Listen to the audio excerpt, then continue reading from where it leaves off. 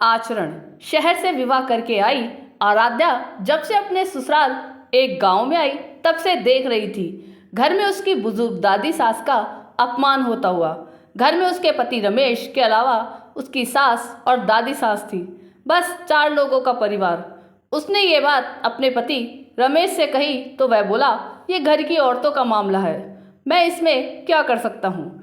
आराध्या समझ गई, जो कुछ करना है वह उसे अकेले ही करना होगा। जब भी उसकी सासू माँ दादी सास का अपमान करती वह विचलित हो जाती। उसके मायके में उसके पापा और मम्मी तो दादी का कितना ख्याल रखते हैं और यहाँ एक बड़ी बुजुर्ग का तिरस्कार हो रहा है। वक्त पर खाना ना देना, बेवजह बातें सुनाना, चलते हुए ताने कहना। आराध्या को लगता उसे अपनी सास से इस पर बात करनी चाहिए, मगर फिर मन में आया कहीं मैं सास से ये सब कहूँगी तो सासू माँ आप दादी का तिरस्कार मत किया करो तो कहेगी कि कल की बहू आकर मुझे उपदेश दे रही है और बात बजाय बनने के बिगड़ जाएगी। आखिर उसने एक उपाय सोचा। वह रोज अपने काम निपटाकर दादी सास के पास जाकर बैठ जाती और उसके पैर दबाने लगती। आराध्या की सासू माँ ने जब ये नोटिस किया कि आराध्या ज़्यादा दादी सास के पास बैठने लगी तो यह सब उन्हें पसंद नहीं आया और एक दिन आराध्या को गुस्से से पूछा, बहू तुम वहाँ क्यों बैठ जाती हो। आराध्या ने अनजान बनते हुए पूछा, माँ जी कुछ काम है आपको, बताइए ना। काम को छोड़, पहले ये बता तू वहाँ क्यों ज़्यादा बैठती है। माँ जी मेरे पिताजी ने कहा था कि जवान लड़कियों के साथ कभी बैठना ही नहीं, बैठना हो तो घर में बड़े बूढ़ों के पास बैठना, उनसे शिक्षा लेना। हमारे घर में सबसे बूढ़ी यही है, अब आप ही बताइए मैं किसके पास बैठूं।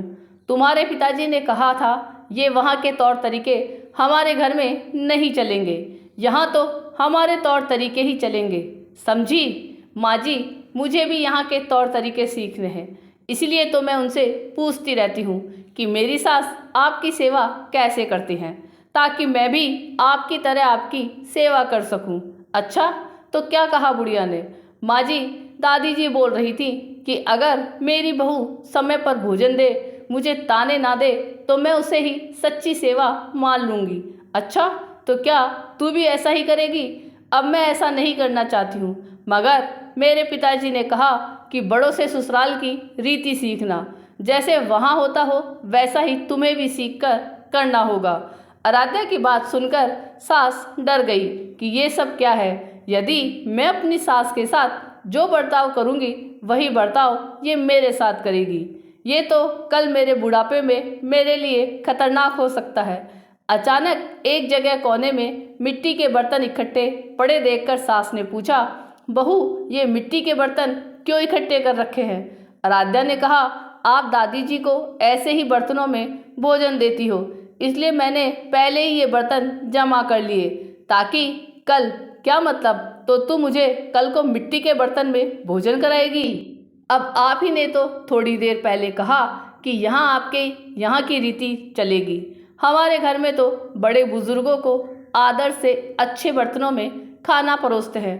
अरे यह कोई रीति थोड़ी ही है, तो आप दादी सास को इन बर्तनों में खाना क्यों देती हो। माँ जी वो तो इसलिए कि थाली कौन मांजेगा, थाली तो मैं मांज दूंगी।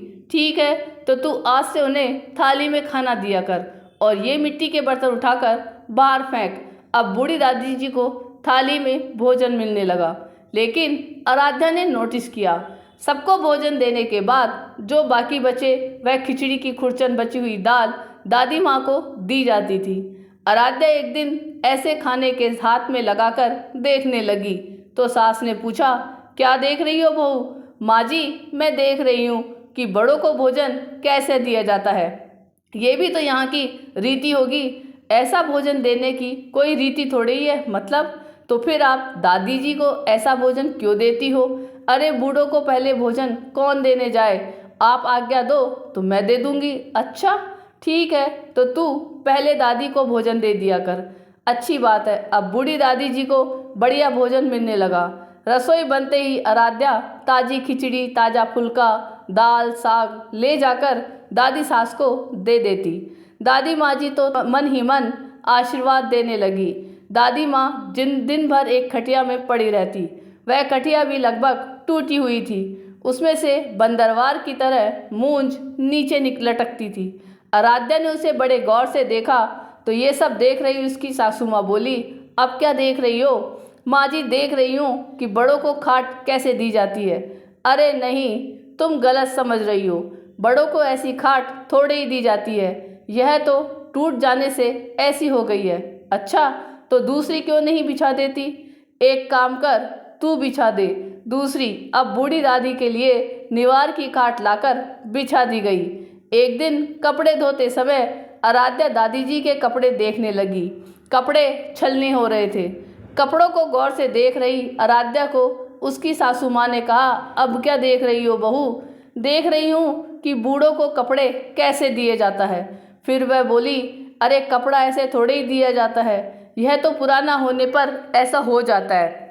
तो फिर वही कपड़ा रहने दे, क्या तू बदल दे? आराध्या ने मुस्कुराकर दादी माँ के कपड़े, चादर, बिछोना आदि सब बदल दिया। उसकी चतुराई से बूढ़ी दादी माँ का जीवन सुधर गया। दोस्तों, ये सब बातें आपको पुराने ज़माने की लग रही होंगी। ये सच भी है, क्योंकि आजकल तो मुंह फट होकर सामने से विरोध कर सकती है ऐसी गलत रीतियों का, तौर तरीके का। मगर पोस्ट का असल मकसद आपको ये बताने का था, कहने भर से ही असर नहीं पड़ता, बल्कि आचरण का असर पड़ता है।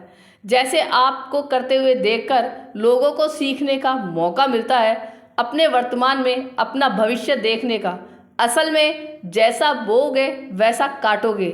यहाँ तो समझदार बहू ने समझा दिया, मगर यदि आप समझना ही नहीं चाहते तो कल होने वाली आपकी परिस्थितियाँ आप वर्तमान में ही तय कर रहे हैं। आपको ये कहानी कैसी लगी, ये कमेंट करके ज़रूर बताइएगा। चैनल पे नए हो तो सब्सक्राइब जरूर कीजिएगा और वीडियो को लाइक और शेयर कीजिएगा। धन्यवाद।